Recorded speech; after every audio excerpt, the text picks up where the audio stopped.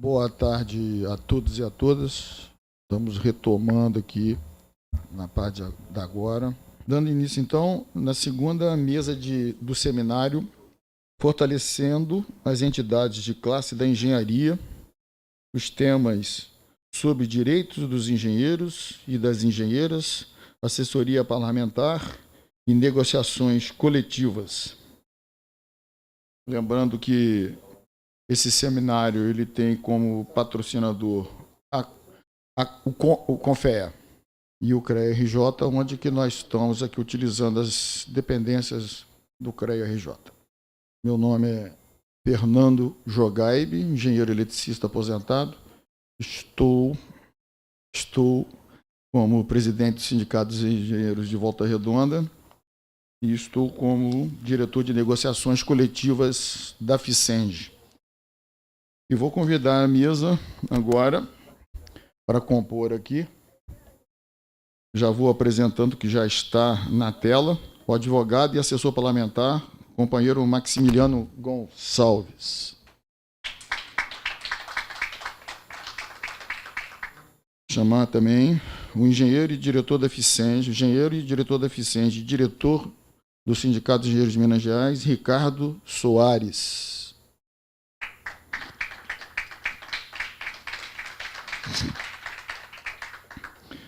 E o companheiro economista e técnico do DIEESE, Fernando Amorim.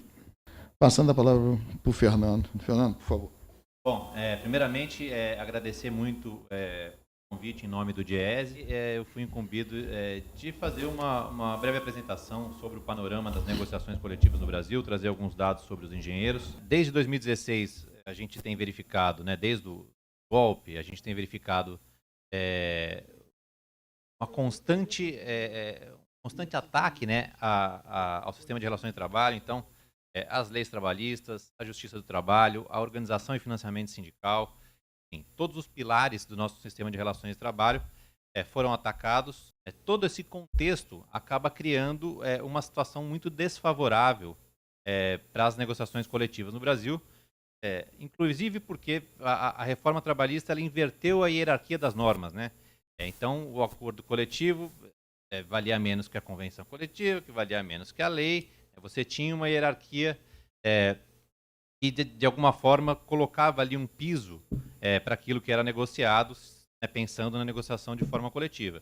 Hoje em dia, não. Você tem os acordos individuais, você tem uma série de outras possibilidades que superam, inclusive, a força da lei. Ou seja, em tese, o trabalhador em perfeitas condições de negociar com o patrão, e isso vale mais, inclusive, do que a lei, se assim for acordado entre eles. Se você conjuga isso com todas as pequenas reformas que aconteceram desde 2017, demonstra que a própria reforma trabalhista, além do caráter unilateral, de cima para baixo, ela foi feita de forma atabalhoada e teve que começar a ser remendada pelos próprios empresários ao longo dos anos, a tentar, de alguma forma, atender. Então, uma reforma que ia levar o Brasil à modernidade, a se aproximar dos países desenvolvidos, etc. e tal. Na verdade, isso simplesmente não aconteceu. Os próprios países mais desenvolvidos, como é o caso da Espanha, que fizeram suas reformas trabalhistas, inclusive antes da brasileira, 2011, 2012,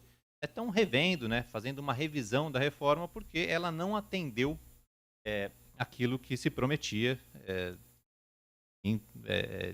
da forma como foi feita, dificilmente atenderia. Acordos e convenções coletivas dadas no mediador, registradas. Sai ali em 2015, 2016, de algo em torno de 50 mil, 47, 48 mil acordos e convenções registrados no mediador anualmente.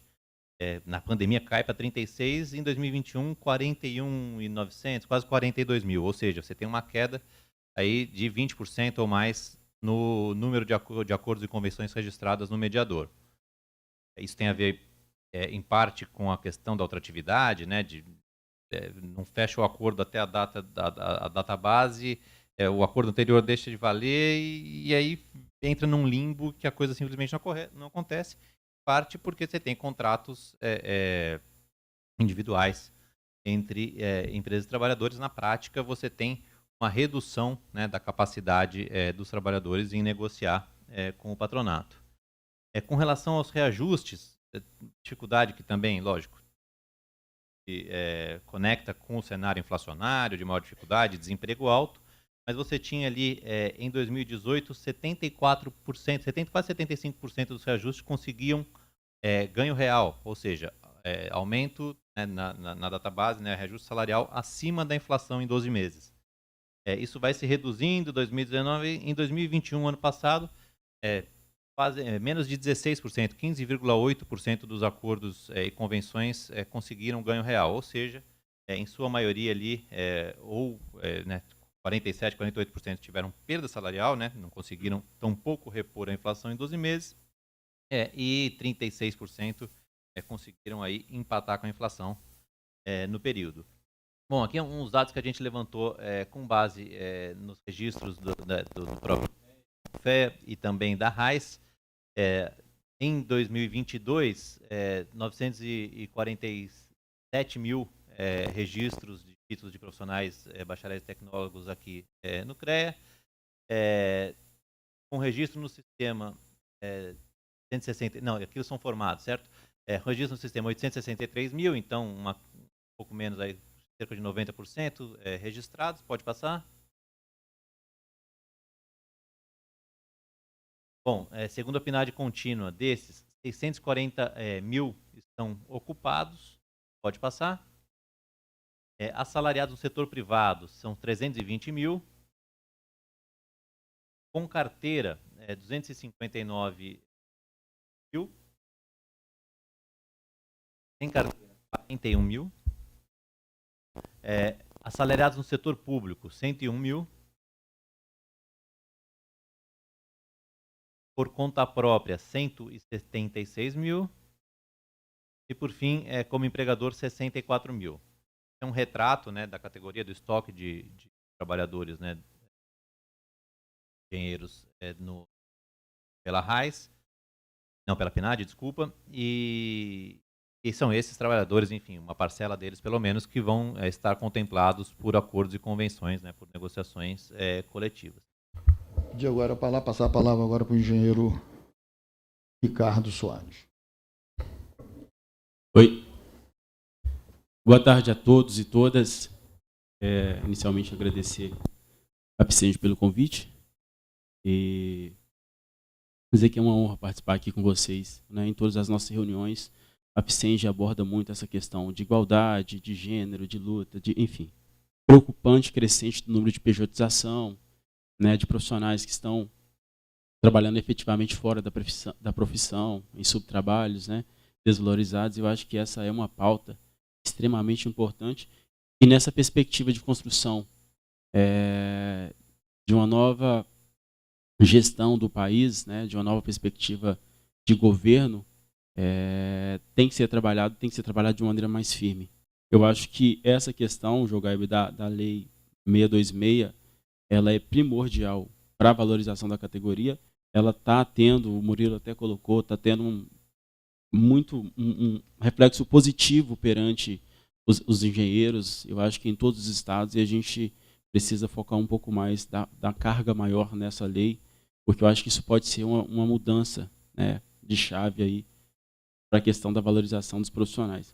Entrando aqui um pouco na questão de negociações coletivas, numa conjuntura geral, isso é negativo do ponto de vista de construção, do ponto de vista político, mas foi também, dentro de alguma perspectiva, de alguma construção pontual de dificuldade dos sindicatos, uma saída e uma sobrevivência, uma sobrevida para os sindicatos chegarem até agora.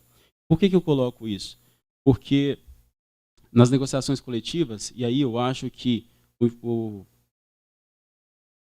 enfraquecimento das convenções se dá muito, no meu ponto de vista, depois da alteração da lei, do empoderamento das empresas, né? O certo empoderamento das empresas, e eu até faço um link disso aí com a falta de coragem mesmo do trabalhador de buscar por seus direitos na nova perspectiva de como isso é colocado, né? De antes você ter uma garantia de procurar por seus direitos e sem ter nenhum reflexo negativo caso você não tivesse pleito, ainda sabendo que você estava certo. Hoje a perspectiva é totalmente diferente, né? O trabalhador tem que pensar duas vezes para para recorrer aos direitos na justiça, porque se porventura o juiz entender que ele não está certo, ele, além de não ter garantido os direitos, ele ainda vai pagar sobre isso. Nós temos o efeito guarda-chuva nas negociações coletivas, nas convenções, e você não consegue ter, eu sempre falo isso, você não consegue ter um tete-a-tete com o profissional. Você faz uma negociação onde você atende um grande número de profissionais, 10, 20, 30, algumas convenções até 40, 50 mil engenheiros. De alguma forma ele está sendo beneficiado, o sindicato ou federação que esteja à frente está brigando pela defesa e manutenção dos direitos, né? Mas ele só sente quando ele perde. E esse reflexo ficou muito claro para a gente lá em Minas Gerais. Quando a gente deixa de assinar uma convenção e passa a conversar diretamente com as empresas, isso facilita um pouco mais, até na questão de conseguir um pouco melhor os índices. Porque você pega uma conjuntura onde você tem a convenção coletiva de consultoria com empresas que têm 2, 3 engenheiros. E aí você pega uma empresa que tem 200, 300 engenheiros. É uma realidade totalmente diferente. Talvez a gente pudesse, para o futuro, repensar essa divisão. Não dá para colocar esse pessoal no mesmo barco. Não dá para colocar esse pessoal na mesma divisão. Não tem como conversar com uma empresa de 300 engenheiros numa perspectiva de reajuste e conversar para que esse mesmo reajuste aplique a uma empresa de 2, 3 engenheiros. Né? Ou a que tem menos vai puxar muito para baixo, ou a que tem mais vai puxar para cima. E aí a balança não vai ficar equilibrada. Eu acho que a gente precisa rever isso de maneira assim, bem mais breve possível. E de 2017 para cá, muitas mudanças foram percebidas e eu acho que os ataques aos sindicatos de maneira muito efetiva pode ser percebido quando você tem logo depois da lei de 2017, aquela MP 873, que quando o sindicato começou a se encontrar para entender o que ele ia fazer sem o repasse do imposto sindical, começou a entender que a negociação coletiva era um caminho, e aí começou a prospectar, os que ainda não faziam, começam a prospectar um pouco mais a questão de negociação coletiva, para ter uma sobrevida e ter um retorno financeiro em cima dessa questão. Você tem um MP, né, que proíbe o repasse das empresas para o sindicato, ainda que fosse um desejo dos profissionais, ainda que tivesse uma anuência, né, expressa dos profissionais. A empresa não teria o direito de fazer o recolhimento e repassar aos sindicatos. Então, é muito claro que foi uma tentativa, mais uma tentativa de colocar um fim na questão sindical mesmo. Eu acho que nós precisamos de pautas propositivas. Não dá para ficar fazendo assessoria parlamentar para tentar apagar incêndio. Isso é muito, muito grave, a maneira como está acontecendo. Todas as nossas últimas atuações parlamentares, as mais relevantes, foram no sentido de tentar fazer com que alguma coisa muito grave não avançasse. E algumas avançaram, assim como a reforma trabalhista. Né? E aí, eu sei que muita gente vai discordar dessa minha fala, e eu fico muito preocupado quando eu escuto falar na revogação da reforma trabalhista. E não que eu não seja a favor disso. É que eu acho que, e é um princípio básico de negociação, quando uma parte não está satisfeita, você sempre vai deixar a outra parte, uma parte fica satisfeita, a outra insatisfeita, e essa briga vai ser constante, até você chegar num ponto comum. Eu sei que é quase impossível ter consenso e chegar num ponto comum em relação a essa matéria, mas eu acho também que não dá só para revogar e voltar como era, porque depois, de alguma forma, isso vai voltar, seja daqui dois mandatos presidenciais, 3. Então, a gente precisa, além de revogar, fazer propostas para que seja uma construção mais sólida e permanente, para que não fique esse jogo empresarial contra a nossa defesa em prol da classe trabalhista. Eu acho que é uma reflexão.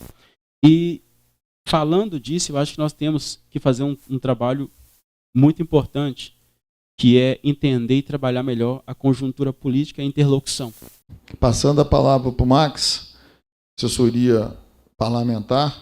Inicio saudando o coletivo de mulheres da Ficenge, que tem feito um trabalho importantíssimo aí. É um prazer estar de volta conversando com a companheirada da Ficenge, né? Já faz um tempo aí que a gente deixou de atuar na assessoria parlamentar, mas a gente continua muito próximo aí politicamente de vocês, com uma admiração muito grande, e eu sei que vocês têm enfrentado anos dificílimos, desde o golpe, a reforma trabalhista e todos esses ataques à classe trabalhadora e, em especial, à engenharia, ao interesse nacional e aos direitos das engenheiras e engenheiros. Falando sobre a reforma trabalhista, e creio que uma das grandes vitórias da reforma trabalhista foi uma vitória psicológica, moral, de introjetar no movimento sindical e dos trabalhadores uma falsa impressão de que o judiciário trabalhista não era mais um caminho de luta, o que não é verdade, né?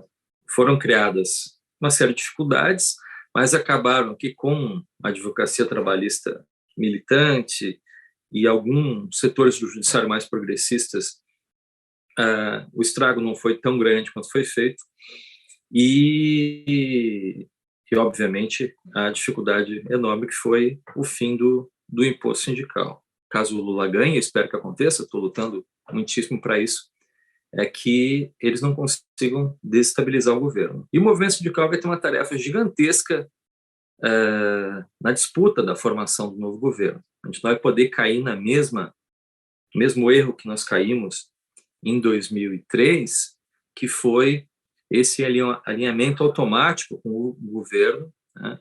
Essa lógica que o movimento sindical adotou, dizer, não, esse pessoal que está no poder é nosso pessoal, a gente tem que ajudar, não pode atrapalhar, não pode fazer marola, não pode criar confusão. E eu vi isso trabalhando na Câmara dos Deputados, assessorando a bancada em direito de trabalho, como os empresários ficavam lá no dia a dia pressionando e o movimento sindical muito distante, né? Então, vai ser uma lógica mais ou menos como foi durante os governos do Frente Amplo do Uruguai. O movimento sindical uruguaio lutava para eleger o governo, logo depois da posse marcava greves gerais para disputar a agenda com o governo que ajudou a eleger para puxar para a esquerda. Então, a gente vai ter que ter um papel muito mais ousado e apesar das dificuldades todas que existem, né? E também enfrentar no Congresso Nacional, mas em relação a esse cenário que a gente tem pela frente, né, de desindustrialização, que isso impactou gigantescamente a categoria das engenheiras e dos engenheiros, né? A Lava Jato e essas privatizações, a entrega da indústria nacional para setores estrangeiros e o fechamento de indústrias. A Ficenge tem um papel fundamental e tem feito uma luta histórica muito bonita. São poucas entidades no Brasil que defendem pautas que não são só os trabalhistas tradicionais com tanta eficácia como vocês. A luta contra a ditadura, a criação do SUS, por exemplo, que salvou tantas vidas nesse momento, e também essa dívida ainda maior em relação à Ficenge, que faz uma luta até muito além do que teria obrigação de fazer. E nesse momento de reconstrução, daí como a gente está entre amigos e amigas, aqui ser franco com vocês, tem um descompasso muito grande entre o poder que o movimento sindical tem e entre o que ele acha que ele tem, né? São poucos países no mundo que dão tanto instrumental de luta para sindicalistas, para ativistas contra crimes empresariais, do que o Brasil. O Brasil tem uma transparência gigantesca em relação aos crimes corporativos, às ilegalidades que as empresas fazem. Você tem algo raríssimo no mundo, esse acesso que você tem a informações, tirar certidões de uma empresa, verificar quais processos existem contra uma empresa, poder abrir todos esses processos em tempo real. Então, o movimento sindical tem capacidade de fazer um estrago gigantesco usando bazucas e não estilingues contra as empresas, com ações coletivas trabalhistas e uma série de outros instrumentos que existem também à disposição do cidadão brasileiro. Então, hoje, existe uma série de maneiras que o movimento sindical pode incomodar as empresas. O que eu digo é que todo dia existe uma série de partidas de futebol entre o movimento sindical e o empresariado. E tem um instrumento muito grande de pressão e de mudar o jogo em relação ao empresariado, inclusive em relação a grandes empresas de engenharia no país e empresas que empregam uma quantidade significativa de engenheiros, né? Então, da mesma maneira que é preciso mais ousadia do ponto de vista jurídico e também é necessário em relação a essa rearticulação do movimento sindical na sociedade. Então, acho que é fundamental uma rearticulação do movimento sindical com novos atores aí da juventude dos movimentos populares. Não faz mais sentido o movimento sindical brasileiro representar só quem tem contrato selitista, né? Obviamente, a gente luta contra a pejotização, contra todas essas mazelas que a reforma trabalhista criou de contratos subalternos e MEIs e PJs, mas a pessoa não pode ser punida, o trabalhador não pode ser punido pelo sindicato. Os sindicatos precisam representar as engenheiras e engenheiros que estão desempregados, né, os que estão submetidos à expoliação via MEI. E o movimento sindical tem dado um no-show no Congresso Nacional nos últimos anos, infelizmente, cá entre nós. Tem uma lacuna gigantesca de atuação no movimento sindical no dia a dia do Congresso Nacional. Isso vai ser fundamental também reverter.